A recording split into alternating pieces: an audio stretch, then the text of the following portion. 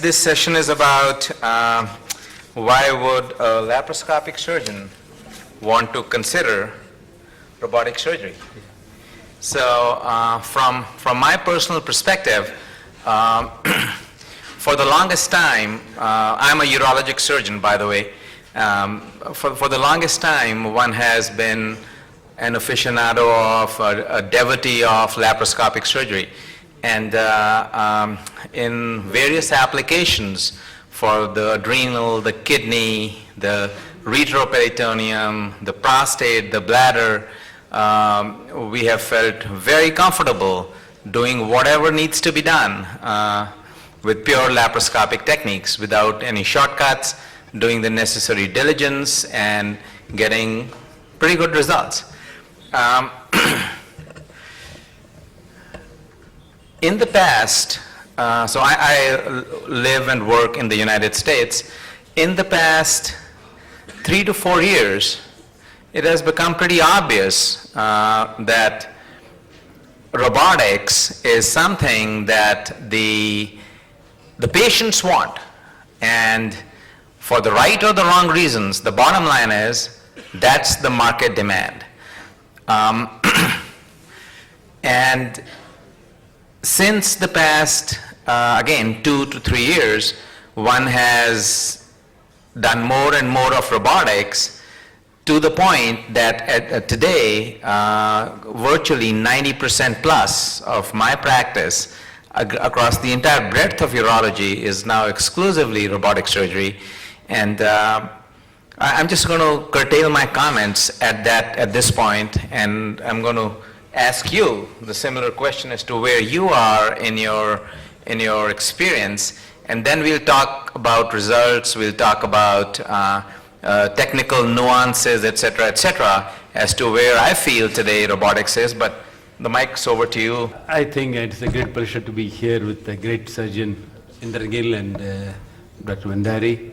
Ladies and gentlemen, first of all, I thank Vattikuti Foundation and Vattikuti Raj and Padma and all of you to be here, and this is a great opportunity to be here, but I'm a little nervous today. Reason, since morning every speaker after experience talking. Today one surgeon talking without experience robotic surgery. That means it is really it is a tension, but same time as a layperson I can talk anything. And that way Bhandari was so clever in putting it through. The topic is laparoscopic surgeon, why should change robot? That means he made the answer, I am changing to robotic surgery. Laparoscopic surgeons are all changing robotic surgery. The answer is already given to us, and it is true. Everybody, some of my friends told, no, urology has stolen robotic surgery. Why the general GI surgeon is not? And gynecology is speaking more about robotic surgery. Why not the GI surgeon? Why not the general surgeons? Like this, every one of my friends have been asking. I also seen all the speakers, either talking as the upper chest or the pelvis, leaving behind the intestine, the abdomen, which is the most important thing for anyone to go through. But truly, now we are in a phase. If a minimal access surgery concept came from urologist, even before laparoscopy came into practice, they were doing endo. But it is considered as a keyhole, looking to the bladder and doing the procedure. So they were already, before laparoscopy came into surgical hand, they were doing it. Even gynecologists were looking through the keyhole. They were doing sterilization and manual procedures. In fact, appendectomy was done without laparoscopy, and way back before laparoscopy camera came into practice. So it is not that something it is stolen by gynecologists or urologists. It is they are the pioneers who brought minimal accessory concept into a surgical practice. And second, another thing we have to learn from them, when the computer came into practice, then when camera attached to the head of the lens, then it became not a keyhole, it became a videoscopic guided surgery. Then only when a surgeon holding that video camera and what people were now doing less, now the general surgeons started doing faster, more. Even in diagnostic laparoscope, when I was doing MCH, I have seen my own medical gastroenterologist doing diagnostic laparoscope, not only in India, even in America. So it was the trend before 85. After 85, 86, when the camera came in, then the gastroenterologist went out of laparoscope. They can't touch it. We say surgeons only have to touch. It is not a medical people touch. That is why we have taken, it is fine. Second, later truly, that other way, gastroenterologists, they were looking at surgeons, they were little, they have a therapeutic endoscope. The purpose of this session was that for last 18 months since I have been traveling to India, I think 1,000 times I have been asked this question. We are excellent laparoscopy surgeon, why should we take to robotics? And I thought there could not be better team in the world to answer this question. To get it through horse's mouth after formal presentation of Dr. Palanivelu, I'll request the panelists to be really interactive and satisfy the audience that that's not something which is a hype, it's a rational decision. No, it will go slightly. And later, when it is laparoscopy in medical, the other side, when a computer chip, it is not only made a revolution, an evolution, it is made a disturbed technology in the medical practice. Whoever has got, see, medical gastroenterology doing endoscope, high definition endoscope came, they started doing therapeutic endoscope, slowly they became they wanted to introduce surgical procedure and they become they call themselves minimal access surgeons. The other side, laparoscopy, general surgeons became laparoscopic, they started doing some. And the radiologist interventional, they say we are able to treat. So surgical diseases now become technology based. That way it is very important to look at, one cannot be for one technique and there must be a balanced view. And same time, robotic surgery does not make a surgeon like those days surgeon general, they later become a specialist, subspecialist like. Now again if you call robotic surgeon, no one can do every procedure just like. And each field one must practice themselves to call a specialist in particular field. For example, there is a comprehensive, different specialties to practice together, make it a robotic surgery, fine. That means, if I have to do hysterectomy as a GI surgeon, I am legally in India not eligible to do it. I cannot do a pneumonectomy just because I am not a cardiothoracic surgeon.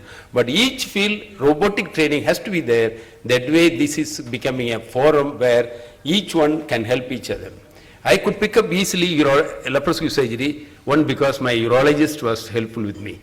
Kandasamy, you all know, I was working in a urology hospital, every day using keyhole, laparoscopy came in, then have to teach him both each other, that's why it picked up. That's why Indirbir Gill, what he said, it is not open surgery, now we cannot say. Open surgery slowly has been taken up by minimal access surgery, various forms. Minimal access surgeon of GI, minimal access surgeon gynae, minimal access surgeon thoracic, different form. That is way it is going through. That way it is, yes. Particularly GI, it is something robotic surgery, as Bhandari said, it is not taken up well, reason being, laparoscope was well accepted by Indirbir Gill. If you ask, he will do everything like a laparoscopy master. Now currently I heard, he also moved to robotic surgery, he is able to compare both this and that, he can give a view.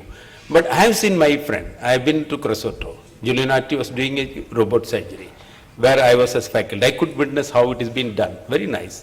But there are sometimes, look at, India is different.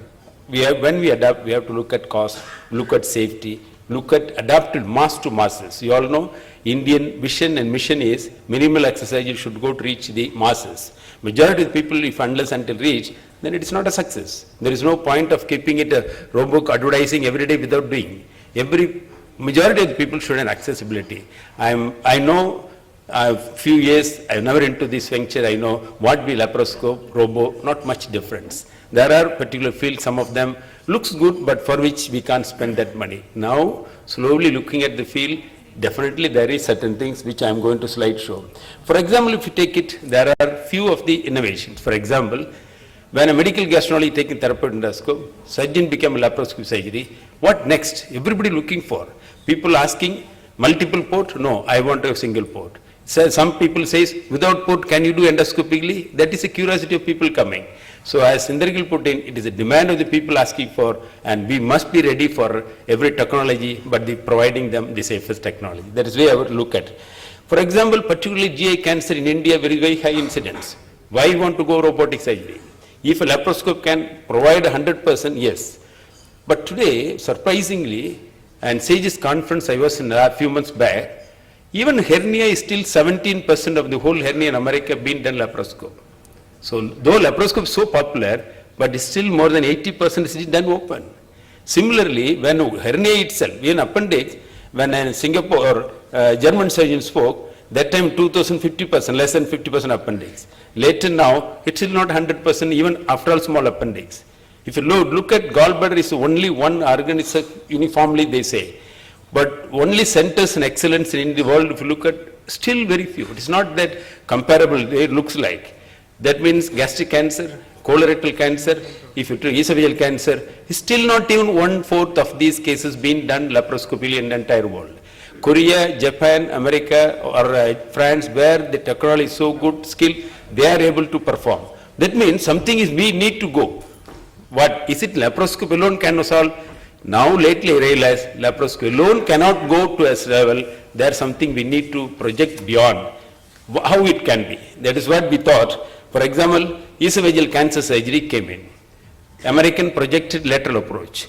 They used to retract lung, they used to everywhere. But thoracic duct injury, vascular injury, tracheal membrane injury was very high. But compared to open better, but still very high. In 20% of the case, thoracic duct injury was there. Then looking at this, we developed a technique following Kusheri, prone approach. When we showed to the world, prone is better.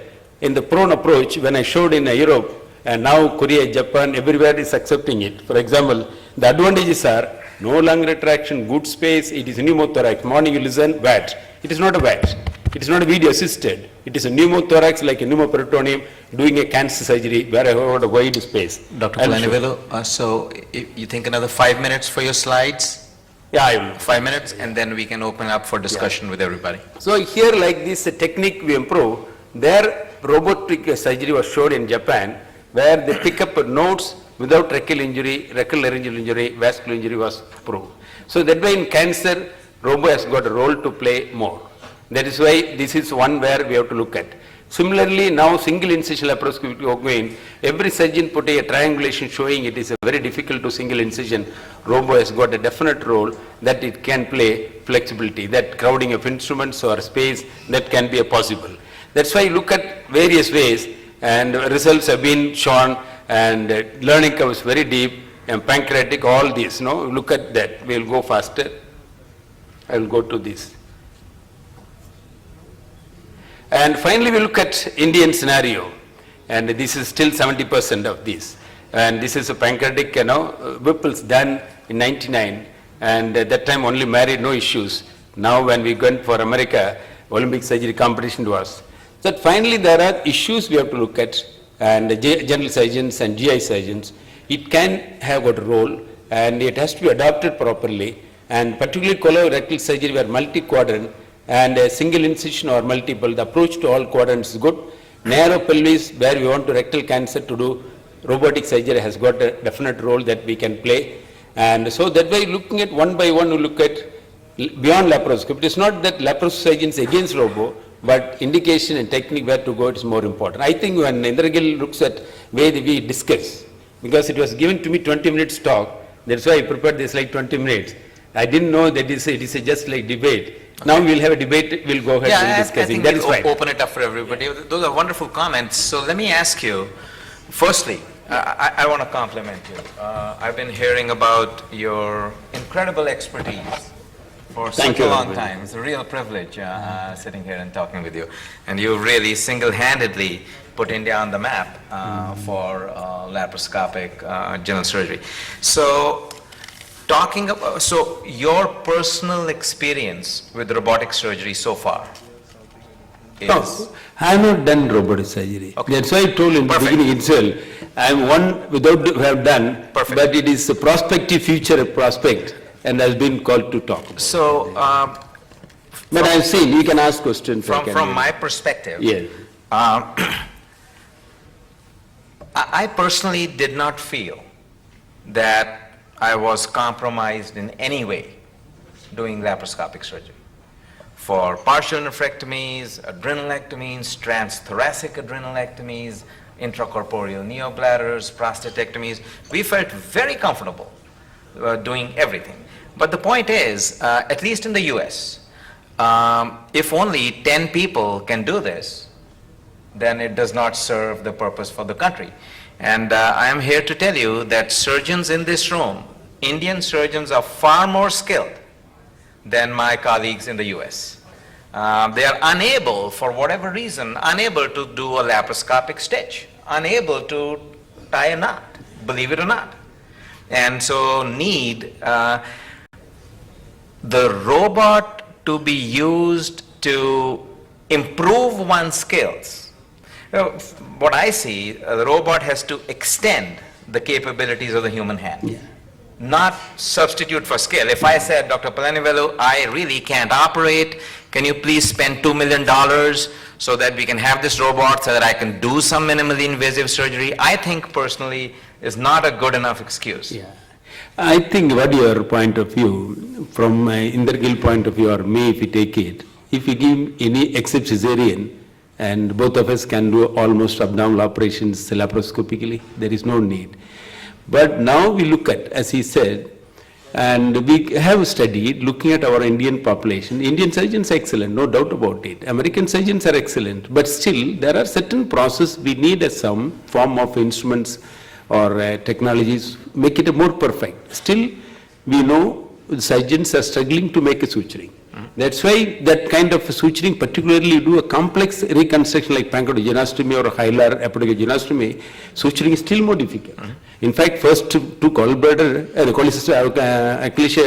choledochal cyst, 96 when resected, I could not make anastomosis, my port was not proper. Then what I did, a third case I could make a proper port, then I could suture it 96, because it was the world first time when you do, we don't know. That's why we need some form of instrument. That is one form is what we look at the robotic, wrist twist, the angulation such a way. I think it is not everybody need to do it, but institutional backup it is there, when volume is there, and this type of complex procedure to move, I think this robotic surgery will help. So, my sense is whatever happens in the US happens in the rest of the world 10 years later. For good or bad, right or wrong, that is just, I think, a fact of life. So in America today, if a surgeon offered laparoscopic prostatectomy, we do 100,000 prostatectomies in America per year. If you offered laparoscopic prostatectomy, you'd probably have no patient coming to you. Yeah. So certainly marketing has played a significant role, but if it were just marketing, at some point it would stop. At some point, bad outcomes would start outweighing the marketing message.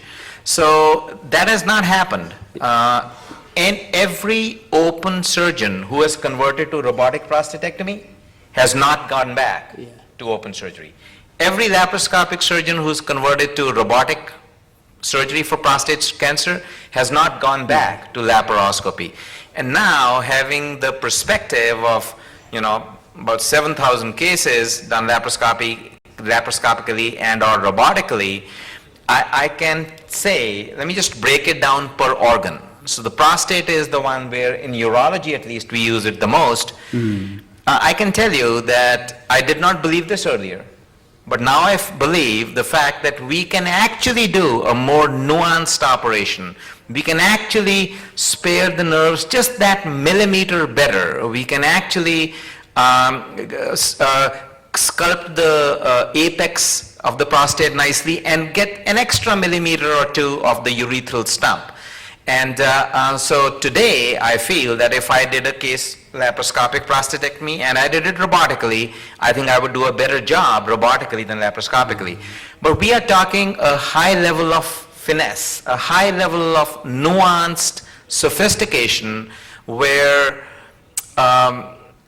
it is just gilding the lily further. So in the Indian scenario, I'm going to ask you the question, what is the added value, I guess is my question, I'm trying to learn here, what is the added value of getting continence back in 1 month versus 6 months, given the expense involved? How do you see robotics? What will have to happen in India? India is a different spectrum. America, but as you said, we don't copy America just like. For example, laser when practiced in America in laparoscope, and fortunately India did not have that laser, that amount.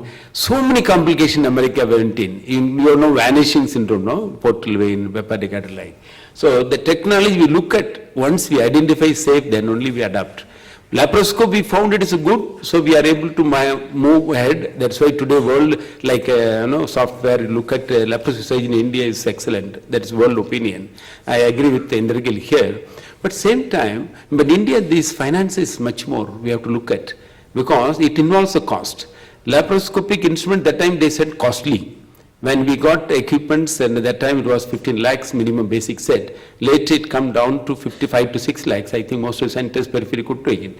Probably I look at now the number of procedures being done in India is less, and the selling equipment cost is more. And I think Bhandari is coming here. In future, when the number of centers more, the number of procedures being done, definitely the cost we expect it will come down. That is the time that majority of the surgeons can be done. Yeah, but otherwise, finance currently practice, it is applicable to only corporate sectors where multi-specialty people. Even there I am finding it, I understand, and still number of cases they are not able to make it. But we have to make it safer. That is more important here today, look at the angle. I want to expound on a very nice comment that you made earlier, which is you have to be a good surgeon fundamentally. The robot is not going to make you a superstar. There is, as someone said to me, a fool with a tool is still a fool, right? So the robot is not going to make you a superstar. It is the surgeon's skill set, it's the surgeon's knowledge of anatomy, it's the surgeon's knowledge of the pathologic process that you're dealing with that is ultimately going to give you that, deliver that result. So there is a learning curve whichever way you go. The one clear advantage of robotics, hands down, is adoption. So if we did a 1-week training course, everybody in this room will be able to go out and be able to do a robotic operation. They may not do it well, but they'll be able to start and finish. Laparoscopically, unlikely. It's going to be a longer process. I think here I make one commentary here, and it looks at, and here if you copy it, and the procedures, it is not that adaptability. It is we need a training. We have to make it some guidelines. Laparoscopic surgery learning come little more, and tremors and suturing. That's why the difficulty here. The advantage of technology, what you'd say, it takes over certain side effect of this laparoscopy. And when I did a laparoscope, patient used to come to the OT. We asked, "Sir, can we show the laparoscopic instrument?" Thinking that it is some machines that is going to operate. We have to tell them, no, it is only instruments we are operating it. Morning comment was very nicely made. We should robot. Finally the people all thinks the some robot coming, walking inside, going to operate. That is impression going to carry. We have to say it is robotic assisted lab surgeon. That is why it is. That's why I don't look at it is laparoscopic surgeon, robotic surgeon different. It is an extension of laparoscopic surgery. I must say, that is where we have to look at lab-assisted robotics. I must say that in the US, certainly in urology circles, if you wanted to do a pro and con debate, laparoscopy versus robotics, I was always the anti-robot guy. I was the reliable anti-robot discussant. But I think I'm not that anymore. From my perspective, robotics is not only here to stay, robotics is here to take over. There is no question in my mind that at least in the US, laparoscopy is going to become extinct, at least in urology in short order. And with some newer advances coming with single port robotics, with hopefully haptic feedback, with 3D animations being incorporated in virtual reality formats, the robotic aspects are going to get even more sophisticated. As we keep talking, please think up some questions, some comments. I want to open it up to the floor after the big professor here. Bhandari, want to comment? Yeah, I think you discussed on a very valid point, and we were circling around the cost, and which is a very valid thing, economics for India. My question to you, my personal experience, I am not in that much touch with the Indian urology for 6 years. And when I left this place, there were 3 surgeons in my definition in urology who could truly, I would believe, do a class laparoscopy surgery. What I mean is not ablative. Today in surgery and GI, you ask for number pulling out the gallbladder, maybe 90% of them. This is their definition of laparoscopy surgery. But when you come to Whipple, they may not be two-digit Yeah. surgeons. This is what I am trying to say. This is the point. Today Indirbir Gill could do laparoscopic prostatectomy at a time nobody thought of it. But how many Indirbir Gills are there? So when you try to look at the surgical fraternity, because most of the portals of surgical care are not two or few, it is whole. And that's where I feel that robotics brings the learning curve, which was really steep, to a flat level. I think that's the point. Bhandari's point is very, very well taken. GI surgery is a two kind. General surgeons doing the basic laparoscopy has to live in India, that cannot be thrown off. Advanced GI surgery pertaining complex surgery and cancer, GI cancer, should be dealt by experienced GI surgeon. There the robo has got a definite role to play, improve the quality and for a good performance. But today, if only robotic surgery be done, I think Mahendra Gill one word made, robotic is going to be, and that means laparoscopy cannot go. Laparoscopy again will stay because Indian practice such a way, it has got a small nursing homes, it has got a district level hospitals, corporates, and today the highest percentage of people being taken care of by general surgeons practicing rural side, smaller nursing home hospitals, that kind of practice until unless go, it is very difficult. Those people cannot come to corporate to get it done or bigger hospitals. So they have to classify on all laparoscopic surgeons not doing on cancer, you all agree. Reason, cancer goes to a higher level. That is Bhandari nicely put in. That kind of practice is totally different where robo is going to come bigger way. I agree with Mahendra Gill. Once a prostate surgery and so on. Definitely like a Whipple's or a cancerectomy or a esophageal surgery, robo definitely has got We'll get the job done. And competition is the good thing. Competition is inherently healthy, welcome, good thing, keeps everybody on your toes and moves the field forward. And in that regard, intuitive company needs some competition. Why not? No, even Indian can make a robo. They need some competition big Indian time. company should come. They need some competition big time because just making small changes in the robot that are to a large extent cosmetic does not advance the field. We want to see substantial, dramatic changes that would really take robotics to the next level. And the lack of competition in that regard is something that I look forward to the day when. Go ahead, question. In the there is point one. It's right. When we all, BBS and that time wristwatch came quartz, how much we paid? Thousands. You all remember? That watches now quartz are all selling in the roads at 20 rupees, 40 rupees, 50 rupees. Similar kind of things as Indra put in, we all wish. I know I'm going to get in trouble for saying this, but I'm going to blame it on this guy over here. Question. Yes, right. Sir, just extending your own argument, do you see any realistic change? I even mentioned to Palanivelu on the short show. The robot today is pretty much an extension of laparoscopy, rigid systems. Can we miniaturize it? Is haptic feedback a reality? Can you marry virtual reality to it or marry your CT scan, MRI images, surgical navigation? That's a realistic leap I think we can make. Is it a real thing that is possible in the US? Yeah, well, haptic feedback I used to think was critically important. My God, how can you do surgery without getting a little bit of sense of touch and feel? But the 3D visualization of the robot is so incredible.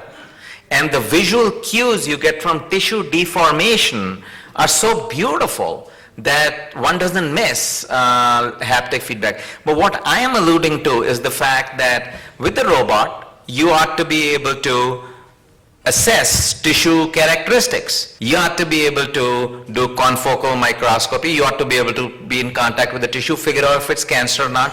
There ought to be ways of feedback, visual, with lasers, with ultrasound, with, like the ICG, for example. Stuff like this that has to extend the capability of the human eye and the human hand. And these are not fantastic things I'm talking about. These are already available. I bet you it's already in the works. As to why it's coming out at such a slow speed is something that, surprises me. Next question? I think he was standing there. Yes. Go ahead. Yeah, hello, I'm Dr. Rajkumar from Chennai. Since I used to be an open surgical gastroenterologist who moved into laparoscopy the last 10 years, and the last 3 years I'm a strong proponent of SILS, and now for the last 3 months I'm into robotics. Since I'm into all the field of growth of minimal access surgery, with my experience, I am definitely saying that robotics is definitely here to stay, basically because when I did only robotic bariatrics so far. With a kind of a precision and 3D image, as you said, the depth perception has added the loss what we have with haptic. So what's the question? What's the question? First comment, then the question. Okay. First comment up is about that. So I strongly feel it's here to stay. But the question is, as you also put across to Dr. Bhandari, it's been 10, 11 years since Institute is in the market and other robots tried to come in the market. And we had 10 years without a suction irrigation, without a stapling system in a robotic. So we have come to a stage where we are not doing a true robotic surgery as such. We have to use a assistant port for suction, assistant port for stapling and other stuffs. And of course, that is where I always strongly believe that there should be competition for people to really push things across where you can easily do things. So I would like to have a comment on what is, I heard people saying that Koreans and Japanese are going to come out once the patency is over, and the chip which is going to use only for 10 times in robotics are going to go off. So what is the answer for this? And if that comes, then I think we are talking about let me just say, in minimal access. don't hold your breath. Don't hold your breath. It's not happening anytime soon. That's my impression. Nonetheless, one thing as a student of business I would say, name me one monopoly which has survived beyond a point in time. So what is that point in time? It's been 50 It is a little longer because, see, after all, the company has really put in their heart and soul to take this business. They've gone to tremendous risk. They were almost about to go bankrupt. It's been a while now. I mean, it's an $8 billion company now. And 20? Okay, so I haven't been keeping tabs. Questions, Okay, comments? Excuse me, Dr. Gill. Yes, sir, okay, Something between ordinary laparoscopic surgery and robotic surgery, there is a modality which takes care of a lot of these limitations that we are talking about, and that is plain 3D laparoscopic surgery. So for some of us who've been doing laparoscopic surgery for a long time now, for us to get off that limitation of 2D, the flat screen, get the depth perception, get the haptic feel, and use all the instruments. So you can use the suction irrigation. But the only point is, you said for those of us, I'm sorry to cut into your question, but I got your message. So you said the key thing, for those of us who have been doing laparoscopy for a long time. Okay. If So- in those circumstances, you don't even need 3D. I had. You don't even no, need no, 3D. you need 3D because. It's more for the I think- novice than for the expert. Sir, I think one of the major limitations to laparoscopic surgery was the loss of depth perception. So for 20 years we've been doing, the moment you start doing, We have 4 vision. Dr. The moment, Palanivelu sir- feels he has 4D vision. He does not feel any lack of I depth would perception. love it if he can start using the 3D, he'll be able to Yeah. see a difference. Yeah, Okay, we get your point. We get your point. And the Next capital expenditure is far Yeah. less and there is no recurring. Good Yeah. point, good We're point. looking at all those things. Yeah. Good point. Rakesh's point is, if you use a 3-dimensional in regular laparoscope, you have the 3-dimensional, what is the next step go? But there are certain differences between robo and the 3-dimensional, because it is, see, if you take even as, I've seen laparoscopic surgeon using instrument, the unwanted movements, tremor, reaching the point, that is all, it is programmed. It enhances your robotically, I know the performance, it is excellent. Question? But, Yeah, my One last question question. is as you know, in general surgery, gallbladder is still people feel to be done laparoscopically. In urology, Speak up. I said, as in general surgery, gallbladder surgery is still done laparoscopically, and nobody is saying one should do robotically. With your experience of both this modality, what will be the laparoscopic indication left? Like most of the kidney surgeries is still done very well with the laparoscopically, and people are not changing. So what do you think will be the future for the laparoscopic in urology? So in this regard, let me just give you a small little anecdote. About 6-7 years ago, I was at a meeting And one gentleman in the audience, who is a friend of mine, not somebody I respect too much, but he is a fellow urologist from another institution. As I said, I don't really have a high regard for his personal skill level, etc. He asked me the question. He says, so is this was about 6, 7, 8 years ago. He says, so is laparoscopy going to be extinct? I'm looking at this guy like, is he crazy? I mean, already I didn't think highly of him. With that question, I thought he was a total bozo. Right?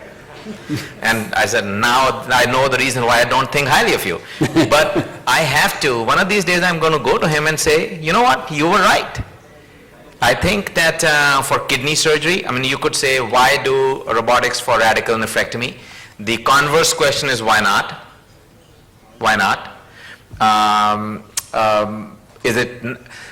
I think, at least in the US, and my colleagues from the US can correct me if they feel differently, at least in the US, it's not really a matter of, I can do this laparoscopically, why do I need to use the robot? I think that mindset we have already gone past, and it is just, this is a minimally invasive urologic case, and here's the robot, and we're just going to do it. Very, very simple. So what would be the indication for laparoscopic urology going forward? I think the number one indication is going to be you don't have a robot. So I guess then you do it laparoscopically. Other than that, I can't think of it. Urology and gynecology, the number of procedures are limited. So when you have a high-tech, naturally tempted to high-tech anyway. But in GI surgery, general surgery, the basic procedures are majority of the surgery sizable are gallbladder, appendix, and that kind of procedures. If you have, yes, you can show I'm doing robotic, you can charge more to the patient, but same time, if you have both, you have laparoscope, you have robotic, and nothing harm in today to do a basic procedure laparoscopically. It is well standard, accepted, there is no. I think in India, if you want to go through, we cannot make a statement that everything you are going to take up laparoscopy and the robotic surgery future. But complex cancer, yes. My vision is looking at it is going to be replaced by robotic later. Yeah, but Dr. Palanivelu, then also the opposite side of that argument is complex cases means, I'm not talking about you. No, I'm not talking about you. Complex cases means that the person has incredible expertise. That is a given, right? It's a complex case, you need a real expert doing it.